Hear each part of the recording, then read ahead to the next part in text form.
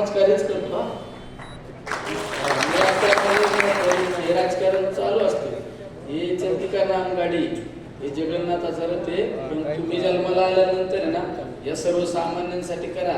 आयुष्यात तुम्ही काय किती मोठे झाले, किती पद मिळवले, काय संपत्ती कमावली, हे सगळं शून्य आहे. या लोकांसाठी हे सगळ्यात महत्वाचे तुम्ही. आणि सर्वसामान्यांसाठी जगा. आपण बऱ्याच वेळा सांगतो आपल्या वारकरी संप्रदायात, पुनरुपी जन्म पुनरुपी मरण. काय बघितलंय नंतर? अरे आलेल्या या जन्मात असं काहीतरी काम करा ना, पुढले 25 वर्ष 50 वर्ष लोकांनी तुम्हाला डोक्यावर घेतलं पाहिजे. समाजासाठी काम करा. तुम्ही का पहा, कधी पण आज राष्ट्रपुरुषांचे फोटो लावलेत सगळ्यांनी. हे राष्ट्रपुरुष स्वतःसाठी नाही जगले, हे समाजासाठी जगले. म्हणून यांची जयंती पुण्यतिथी साजरी होती. आणि जो माणूस स्वतःसाठी जगला जातो ना, जगतो, त्याची कधी जयंती पुण्यतिथी साजरी होत नाही. आणि आपण या महाराष्ट्रात जन्माला आलो. ही महाराष्ट्र, ही साधू संतांची जन्मभूमी, ही राष्ट्रपुरुष यांची जन्मभूमी. या भूमीमध्ये जन्माला आल्यानंतर आपण काहीतरी समाजासाठी केलं पाहिजे. आणि ज्याला जगायचं ना, या पुढील काळात तुझं बऱ्याच वेळा सांगतो, ज्याला जगायचं ना, मागच्या 4 वर्षापूर्वी आपल्या भारत देशावर जगावर एक संकट आलं, ते म्हणजे कोविडचं संकट आलं. अरे कोविड मध्ये पहा ना, कोविडचं अनुकरण करा, कोविड पहा, कोविड अभ्यासा आणि मग कसं जगायचं ठरवा तुम्ही.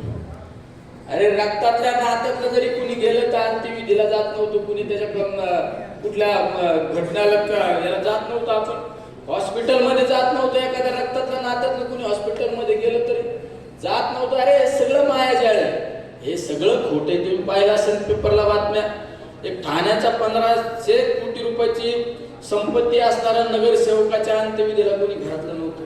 माझ्याकडे आमच्या नगर शहरामध्ये एक मोठा उद्योजक, ज्याचं नाव महाराष्ट्रात होता, तुम्ही नाव सांगणार नाही, त्याच्या घरचे माझ्या विरोधात गुन्हा दाखल करायचे. अरे त्याचा हॉस्पिटलमध्ये मृत्यू झाल्यानंतर घरातला माणूस, ज्या उद्योजकाचं नाव महाराष्ट्रात आहे, एक काळ आमच्या नगरचं नाव निघाल्यानंतर त्या उद्योजकाचं नाव निघायचं. त्याची हॉस्पिटलमध्ये कोविडमध्ये मृत्यू झाल्यानंतर एक सुद्धा माणूस कुटुंबातला अंत्यविधीला गेला नाही. शेवट आमच्या कार्यालयात एक पोरग होतं, शिवा कराळे नावाचं आमच्या ऑफिसचं पोरग होतं. त्याला वाईट वाटलं, म्हणणार इतका मोठा माणूस त्याच्या अंत्यविधीला कोणी जायला, तो त्या ॲम्ब्युलन्स मध्ये बसला, त्या अंत्यविधी केली. अरे सगळं खोटं आहे सगळं. अरे जन्माला आलो ना, काहीतरी करा. आम्ही कोविड मध्ये काम केलं, आम्ही काय केलं? आम्ही थोडा उपकार केला. अरे आम्ही आमचं कर्तव्य केलं ना.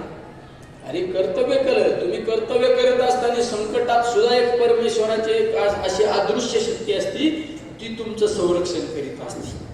ही परमेश्वराची शक्ती असते. तिथं कधी मास्क नाही लावला, काहीच नाही लावलं. माझ्याकडे साहेब 30,000 लोक नीट केले, किती एक सुद्धा डेथ नाही झाला. मी सकाळी पुस्तक दिलं, पत्रकार वाचा तुम्ही. मी अनुभवलेला कोविड मिळेले माझ्या याच्यावरून बघितलं लोक म्हणजे तू कसलं पुस्तक लिहिलं? मी सांगतो भाऊ, मीच दिलं, वाचलं कळलं तुम्हाला माझी बोली भाषा. एक सुद्धा डेथ झालं नाही. पण मी 33,000 लोकांना गळा भेट दिली असेल. किती? 33,000 लोकांना गळा भेट दिली असेल. तर मला कोविड व्हायला पाहिजे होता, पण मला त्या काळात साधी थंडी सुद्धा वाजून नाही आली.